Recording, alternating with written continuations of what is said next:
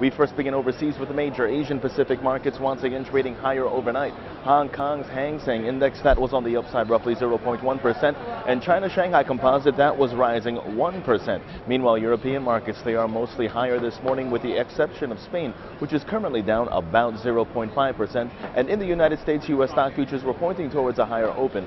After the bell, the Dow Jones on the upside just about 10 points.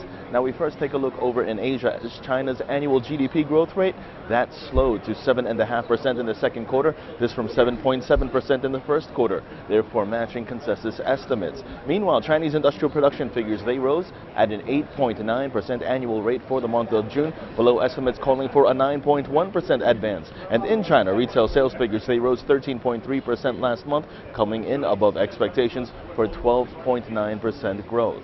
Meanwhile, in Spain, opposition leaders turned up the pressure on Prime Minister Mariano Rajoy to resign on Sunday. This after Spanish newspaper El Mundo published text messages linking Rajoy to a fund used to pay off politicians. Meanwhile, the main focus this week will be Federal Reserve Chairman Ben Bernanke's semi-annual Humphrey Hawkins testimony before Congress Wednesday, this on the U.S. economy and monetary policy. At the same time, the advanced retail sales report in the United States today, that missed expectations, coming in at 0.4% against a 0.8% survey expected.